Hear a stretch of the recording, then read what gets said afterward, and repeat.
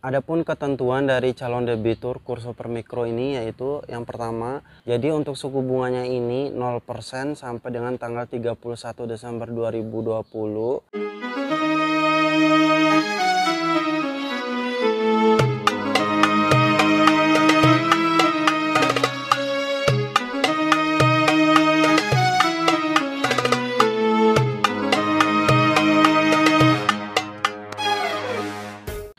Halo guys, assalamualaikum warahmatullahi wabarakatuh. Balik lagi di YouTube channel saya, Didin Putra Arsat, channel yang memberikan manfaat ke kalian tentang tutorial perbankan, kemudian juga tentang tips-tips tentang usaha, terus tentang hiburan dan juga kisah inspirasi.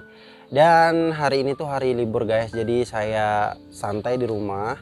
Kalian yang menikmati weekend, jadi selamat menikmati liburan kalian. Semoga kalian dalam keadaan baik-baik saja, sehat-sehat selalu. Nah, mumpung ini hari libur, saya kebetulan tidak ada kegiatan hari ini, jadi saya sengaja buat konten. Konten ini tuh semoga bermanfaat buat kalian ya. Jadi konten kali ini tuh mengenai program baru yaitu KUR Supermikro. KUR Supermikro ini kredit diberikan kepada nasabah yang terkena PHK dan ibu rumah tangga yang produktif ya. Nasabah PHK setelah di PHK itu dia melakukan usaha kecil-kecilan ataupun ibu rumah tangga yang sambilan memiliki usaha sampingan memerlukan bantuan modal. Nah, seperti apa skema dari pinjaman KUR Supermikro ini? This is video.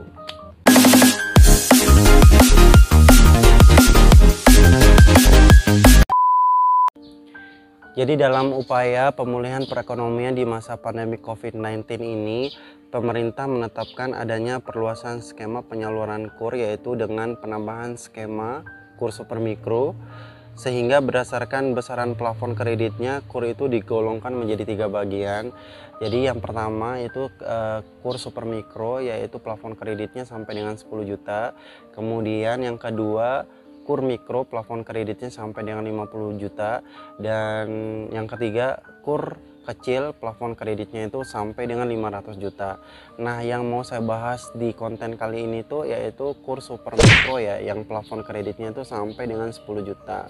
Adapun ketentuan dari calon debitur KUR Supermikro ini yaitu yang pertama, sasaran dari calon debitur KUR Supermikro ini antara lain usaha mikro, kecil dan menengah. Kemudian yang kedua, usaha mikro, kecil dan menengah dari pekerja yang terkena putusan hubungan kerja. Dan yang ketiga, usaha mikro, kecil dan menengah dari ibu rumah tangga. Jadi guys, untuk sasaran utamanya itu khusus untuk nasabah yang terkena PHK yang menjalankan usaha kecil menengah. Jadi usaha apa aja ya, yang penting halal, baik usaha dagang, usaha jasa ataupun usaha industri. Dan juga selain nasabah yang terkena PHK, juga ibu rumah tangga tuh yang memiliki usaha sampingan. Kemudian untuk persyaratan umum calon debitur KUR Supermikro ini, yang pertama memiliki NIK valid. Kemudian yang kedua memiliki usaha yang produktif dan layak dibiayai. Yang ketiga belum pernah menerima KUR, jadi sama sekali bersih ya, belum pernah menerima kredit modal kerja ataupun investasi kredit KUR di tempat lain ya. Selanjutnya tidak sedang menerima kredit atau pembiayaan modal kerja dan atau investasi dari perbankan lainnya ya, seperti yang saya jelaskan tadi ya. Kemudian yang kelima, secara bersamaan dapat memiliki kredit kepemilikan rumah, kredit kendaraan bermotor, kredit dengan jaminan surat keputusan pensiun, atau kredit dari resi gudang dengan kolektibilitas lancar. Jadi boleh sedang menikmati kredit di tempat lain dengan catatan kredit di tempat lain itu penggunaannya itu konsumtif. Jadi kayak kredit rumah, kredit motor, ataupun kredit dengan menggunakan SK PNS ataupun pensiun seperti itu. Yang penting tidak menikmati kredit investasi ataupun modal kerja untuk usaha ya. Selanjutnya, tidak ada pembatasan minimal waktu pendirian usaha. Dalam hal calon debitur KUR Supermikro yang waktu pendirian usahanya kurang dari 6 bulan harus memenuhi salah satu persyaratan sebagai berikut. Jadi untuk persyaratan berapa lamanya usaha ini tidak ada batasan ya. Tapi untuk nasabah yang usahanya di bawah 6 bulan ada persyaratan khusus, yaitu dia harus mengikuti pendampingan. Kemudian yang kedua, mengikuti pelatihan kewirausahaan atau pelatihan lainnya. Yang ketiga, tergabung dalam kelompok usaha. Yang keempat, memiliki anggota keluarga yang telah mempunyai usaha produktif dan layak. Jadi seperti ini guys, maksudnya itu kalau misalnya kalian usahanya sudah berjalan 6 bulan ke atas, itu tidak perlu syarat-syarat tambahan yang saya bilang tadi. Tapi kalau misalnya kalian baru memulai usaha, misalnya belum 6 bulan, itu kalian harus ada pendampingannya. Misalnya kalian itu punya keluarga yang sudah berpengalaman di bidang usaha yang kalian jalankan itu, sehingga kalian itu bisa belajar dari keluarga kalian, atau mungkin ada pelatihan tentang usaha dari kalian itu sehingga memungkinkan kalian menguasai untuk menjalankan usaha itu ke depannya, seperti itu. Nah, sudah jelas ya guys, sekarang kita lanjut ke suku bunganya. Jadi untuk suku bunganya ini 0% sampai dengan tanggal 31 Desember 2020, dan setelah tanggal 31 Desember 2020 itu bunganya 6% secara efektif per tahun, atau setara dengan 0,2% per bulan ya secara flat.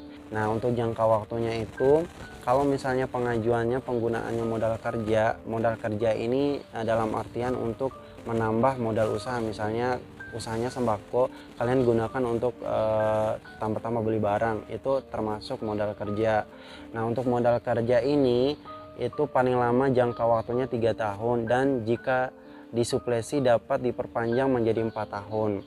Sementara untuk jangka waktu yang penggunaannya untuk investasi, jadi untuk investasi ini seperti ini guys. Misalnya kalian sudah ada usaha nih tapi pengen punya tempat. Nah, kalian minjam kredit di bank, itu digunakan untuk rehab tempat, atau mungkin digunakan untuk beli kendaraan untuk keperluan usaha. Nah, itu kan penggunaannya untuk kredit investasi karena untuk menambah aset. Jadi jangka waktunya itu berbeda dengan kredit yang penggunaannya untuk modal kerja. Nah, untuk kredit investasi ini jangka waktunya itu 5 tahun guys, dan apabila disuplesi bisa diperpanjang menjadi 7 tahun dengan grace period sesuai dengan penilaian dari penyalur KUR. Maksudnya penyalur KUR di sini adalah bank ya.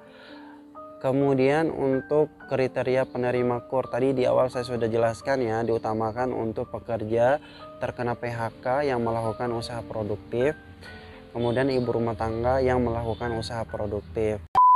Oke guys, itu aja informasi dari saya. Semoga informasi ini tuh bermanfaat buat kalian, dan jangan lupa di share ke teman-teman kalian supaya kita saling membantu. Jaga kesehatan kalian, sukses selalu, dan assalamualaikum warahmatullahi wabarakatuh.